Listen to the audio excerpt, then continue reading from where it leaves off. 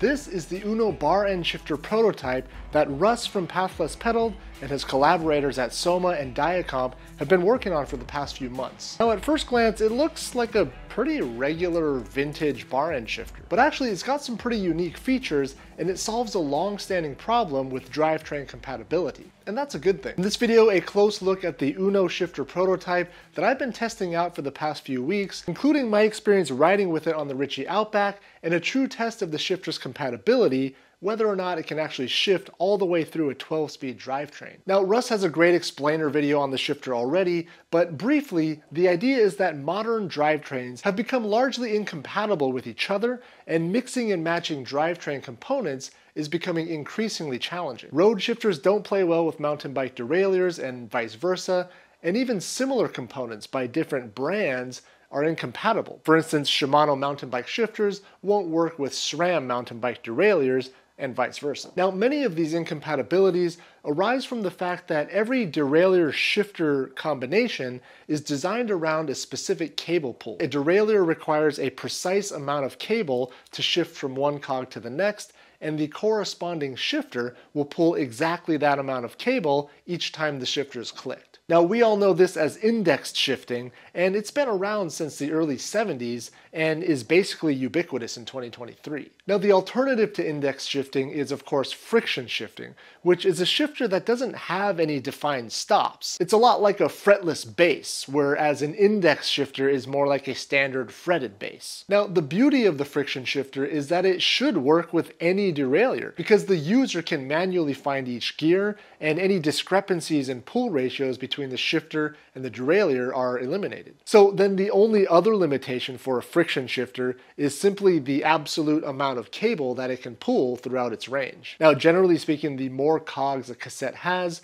the greater its total width, which means in order to shift, say, a 12-speed cassette, the shifter simply has to pull more cable than on, say, an 8-speed system. So the point of all this is that even if you do want to adopt friction shifting and eliminate these incompatibilities, there just aren't that many options available on the market. Now, the two prominent ones are, of course, the Rivendell friction shifter, which looks fantastic and it has a nice ratchet, but it can't shift more than 9 speeds. And then there's a Microshift friction shifter, which can actually shift up to a 12-speed cassette, but it doesn't have quite as nice of a look or feel to it, and it doesn't have a ratchet. So returning to the Uno, this is the shifter that's meant to do it all. It'll shift any mechanical drivetrain, road or mountain, 8, 9, 10, 11, and even 12 speeds, all with a classy silver finish and a nice crispy ratchet.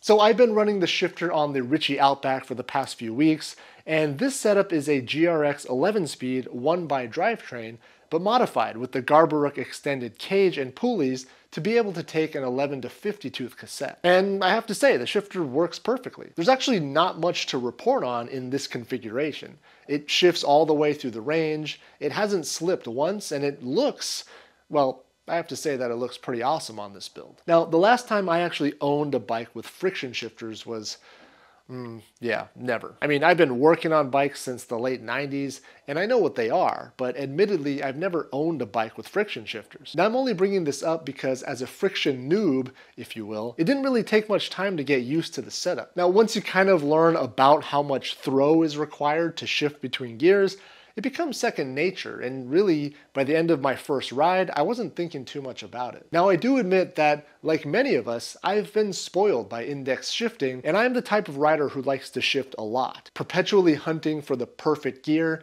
I'm basically always shifting, whether on a road bike or a mountain bike, which did pose a little bit of a conundrum. Shifting on an index shifter is automatic and effortless, whereas shifting on a bar end friction shifter requires skill and time, and you've got to move your hand off the hoods every time you want to shift. Now, personally, I found myself shifting less frequently and settling for the wrong gear more often than not. Now, I realize all of this is neither here nor there. If you're watching this video, it's probably because you're interested in what the Uno shifter has to offer. So in addition to looking great and feeling great, the question then becomes, can the Uno shifter actually shift through a 12-speed drivetrain? Now, Russ's video shows him shifting a SRAM Eagle GX 12-speed derailleur, but is mated to an 11-speed Deore cassette. So I've actually got a complete 12-speed drivetrain here, but it's on my Santa Cruz Hightower, which makes testing it a little bit challenging. So as you may have seen on my other video, I came up with this, the very first steer tube shifter, which looks, well, yeah, it looks ridiculous,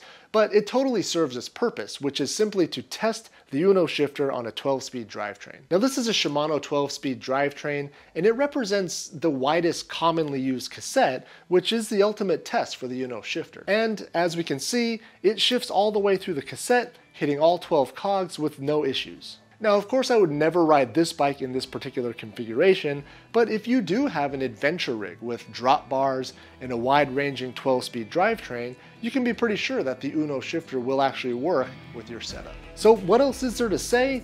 It's a project that I totally support, and it works great. Now, this is a prototype, and I'm certain there will be some refinements before a final version is released, like this Phillips screw, for instance, will probably be replaced with a wing nut or an Allen bolt, but other than that, it's a functioning prototype. And I think some of you will be pretty excited to try one out. Now, I have really no idea where this product is in its development timeline, or how much something like this will retail for. You'll have to ask Russ about that. Now, in the meantime, definitely check out his video on the Uno shifter. I'll put a link down in the description if you're interested. Thanks again for watching, and thanks for subscribing to the channel if you haven't already, and I'll see you next time.